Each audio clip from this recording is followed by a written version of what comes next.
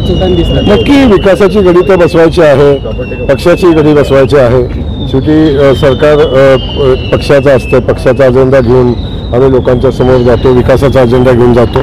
जेव्हा तो अजेंडा प्रत्यक्षात लोक स्वीकारतात तेव्हा तो अजेंडा पूर्ण करण्यासाठी प्रयत्न करायला लागतात. सोलापूर जिल्हा परिषद आणि भाजपची जिंकणार काय का तुम्हाला असं म्हणतात की शिंदे गट देखील फोडण्याचा प्रयत्न भाजप करते, लवकरच त्यातला एक कोकणातला मंत्री मोठा गट घेऊन बाजूला पडेल. मला वाटतं तो विषय राज्य पातळीवरचा आहे, साहेब बोललेले आहेत. आता जिल्हा पातळीचा विषय मला विचारत. सातारा सारखं नाही का, म्हणजे सुरुवात शेवट काल तुम्ही बोलला सोलापूरचं सगळं वेगळं आहे का? कोण काय म्हणता विषय नाही. साताऱ्यात एक ट्विट माझ्या वाचण्यात आलं होतं. त्या ट्विटमध्ये म्हणलं होतं की सुरुवात त्यांनी केलेली आहे, शेवट आम्ही करू.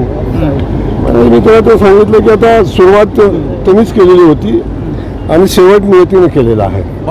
आता नियतीने त्याला ठरवलंय त्यांचा शेवट करायचा, ते नियतीने शेवट केलेला आहे. आता आम्हाला दोष देण्यापेक्षा आपल्या कर्तृत्वाला नियतीला दोष द्यावा.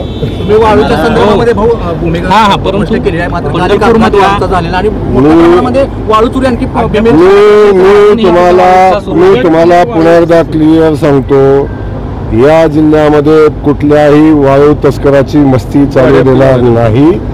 या जिल्ह्यामध्ये वाळूच्या बाबतीत जो अधिकारी त्याला मदत करेल त्याच्यावर पण कारवाई होईल आणि कुठल्याही किमतीवर वाळू चालू देणार नाही आणि वाळू माफियांची दादागिरी तर बिलकुल चालू देणार नाही.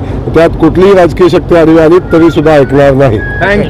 ताज्या घडामोडी जाणून घेण्यासाठी शिवशाही न्यूज यूट्यूब चॅनलला सबस्क्राईब करा. आपण हा व्हिडिओ फेसबुकवर पाहत असाल तर फेसबुक पेज फॉलो करा आणि शिवशाही न्यूज.com या आपल्या वेबसाईटलाही भेट द्या.